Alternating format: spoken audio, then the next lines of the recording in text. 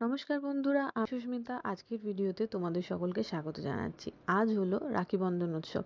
এটি কিন্তু শুধুমাত্র ভাই বোনের বন্ধনের উৎসব নয়, এটি একটা বন্ধুর সাথে আরেকটি বন্ধুর বন্ধনের উৎসব। এটি একটি কাছের মানুষের সাথে তার কাছের মানুষের বন্ধনের উৎসব। তো এই উৎসবটাকে আমরা এখন এইভাবেই পালন করে থাকি। এই যে প্রথমে আমরা রাইরিও এবং তার ঠাকুমার সাথে চলে গেছিলাম তার পিসির বাড়ি। সেখানে রাই তার দুই দাদা এবং ভাইকে এবং রিওকে রাখি পরাবে। তো এই যে এটা হলো ওর বড় পিসির ছেলে তোজো। ও ফার্স্টে তোজোকে রাখি পরিয়ে নিল, এরপর পালা হলো রিওর। কিন্তু রিও সেদিন কিছুতেই রাখি পরতে চাইছিল না, জানি না কেন। ওকে প্রায় রীতিমতো ধরে বেঁধে রাখি পরাতে হচ্ছে। মানে তোমরা দেখতেই পাচ্ছ ভিডিওতে, রাখি পরানো হচ্ছে না যুদ্ধ করা হচ্ছে বোঝা যাচ্ছে না। আর এইটা হলো ওর মেজো পিসির ছেলে, মানে ওর ছোট ভাই। ওর ভাইটা কিন্তু খুব মিষ্টি, আর সে কিন্তু খুব শান্তভাবে রাখি পরছিল। এদিকে রাখি পরাতে পরাতে আমার পিসি শাশুড়ি মানে পিসিমণি কিন্তু খাবার নিয়ে হাজির।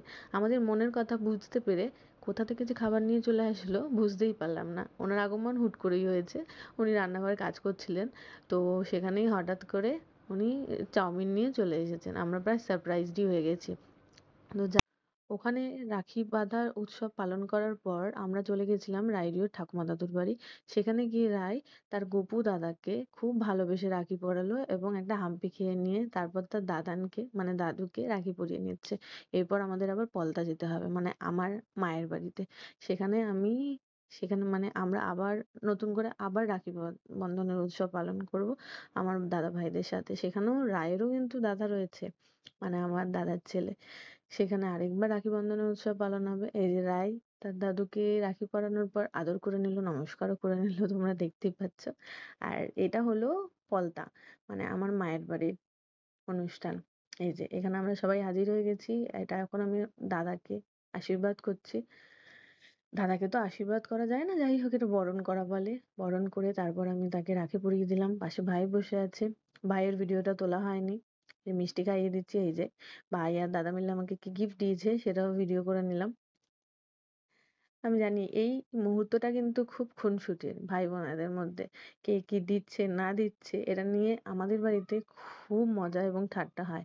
রাখি এবং ভাইফোঁটা এই দুটো অনুষ্ঠান আমাদের বাড়িতে যা মজা করে আমরা কাটাই, আমার মনে হয় না যে এরকম মজা আমরা বছরের অন্যান্য কোনো দিনে করে থাকি বা আমাদের বাড়িতে কোনোদিন হয়।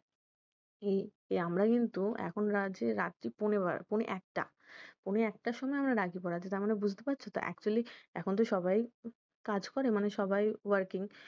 আমি একমাত্র বাড়িতে বসে আছি ছেলে মেয়ে নিয়ে।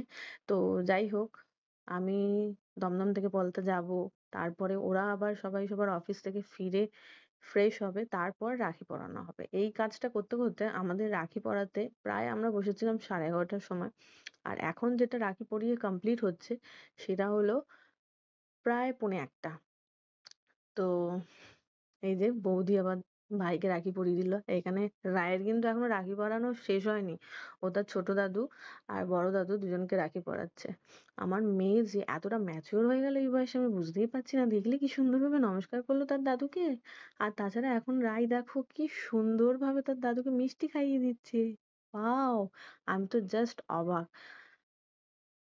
ভালোই ফিল করছে আমার মেয়ের ওপর, যে আমার মেয়ে এই 2 বছর বয়সে এতটা ডেসপারেট ভাবে, মানে এতটা পরিপূর্ণ ভাবে কাজটা কমপ্লিট করছে। তোমাদের কেমন লাগলো ভিডিওটা জানাতে